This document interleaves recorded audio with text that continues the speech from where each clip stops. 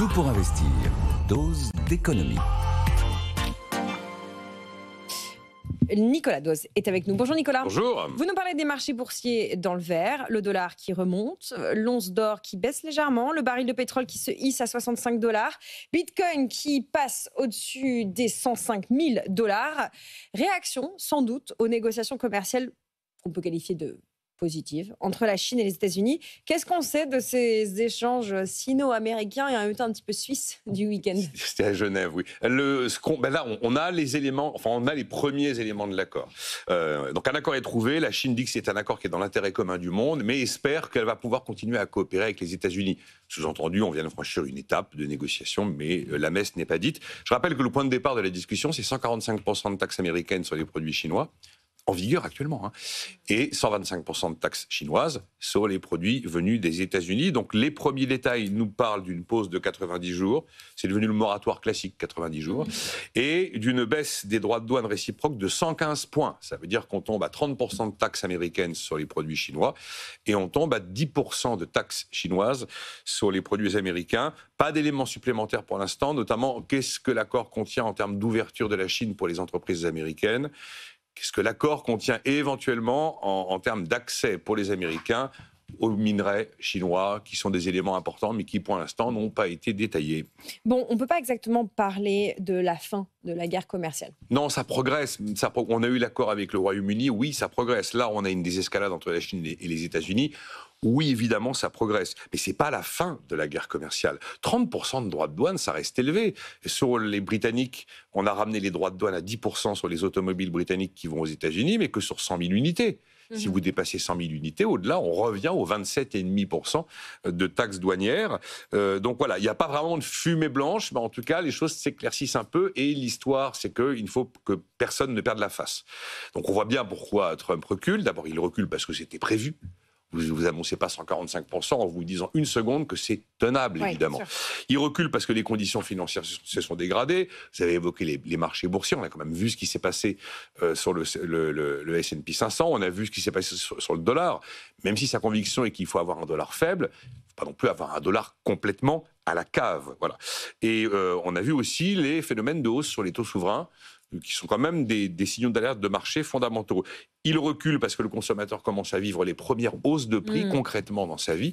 Il recule parce que l'inquiétude des producteurs et des exportateurs aux États-Unis se fait de plus en plus entendre. Et puis il recule aussi parce que le soutien politique des Républicains au Congrès commence un peu à se fragiliser. Oui. C'est d'ailleurs peut-être l'une des raisons qui a justifié cette déclaration sur la possibilité d'une hausse de l'impôt sur le revenu sur les Américains les plus riches, ceux qui dépassent 2,5 millions de revenus par an, qui pourraient voir le taux marginal de l'impôt sur le revenu passer de 37% aux États-Unis à 39,6%, histoire de se remettre un petit peu bien avec une partie des Républicains qui pourrait lui causer du tort à l'occasion des midterms. Bon, voilà ce qu'on peut dire. En tout cas, ce qu'on peut voir, c'est que les conséquences de cette guerre commerciale entre la Chine et les États-Unis sont patentes. Elles sont patentes. Et c'est là où on voit que c'est pas tenable. Quand vous voyez que le trafic maritime au port de Los Angeles a baissé de 35%. C'est pas l'épaisseur du trait. Quand on voit les grands patrons de la distribution qui avaient rencontré Donald Trump, le patron de Walmart, de Target, de Home Depot, qui disaient « Écoutez, à ce rythme-là, nos rayons seront vides dans quelques semaines. » Tel que c'est parti, il n'y aura pas de jouets sous le sapin des enfants américains parce que les jouets viennent de Chine. Quand vous voyez qu'on a eu toute une série de produits avec des relevés de prix aux États-Unis qui ont été réalisés, par exemple, la poupée Barbie, elle a pris 43%, la poupée Barbie. Un autre exemple, le lave-linge Whirlpool a pris $82 pour monter à $600. On peut même citer des produits comme les sacs Cabal Louis Vuitton qui ont pris $100 aux États-Unis. Ça, c'est là. Alors, tout le monde ne s'achète pas forcément le sac Cabal Louis Vuitton à $2130, évidemment. Surtout que c'est en plastique. Mais en toile. Oui, enduite. Toile enduite. Mais les effets sont là, les effets sont réels. Après, quand on voit que les achats de produits agricoles américains par la Chine ont chuté de 41% sur un an.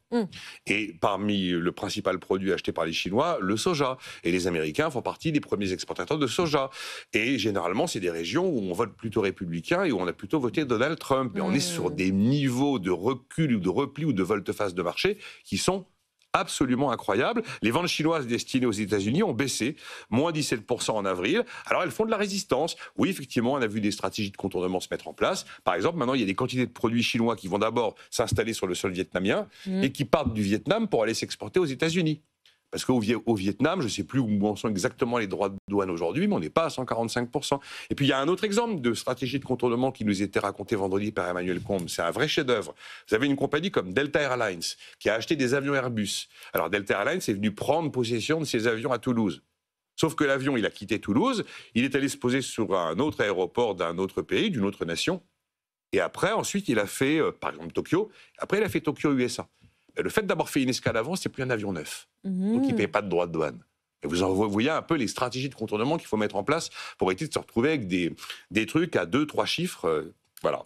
Bon, on n'est pas sur 3 chiffres pour les avions. Mais... Bon, on ne peut pas parler de la fin. Non, c'est pas. Non, j'ai voulu mettre ce titre pour dire que non, on ne peut pas parler de la fin de la guerre commerciale. Il faut rappeler quand même que Donald Trump n'a que le mot tarif depuis qu'il est né, j'ai envie de dire. Oui, puisque déjà dans les années 80, il ne jurait que par cet outil-là. Merci beaucoup, Nicolas Dose.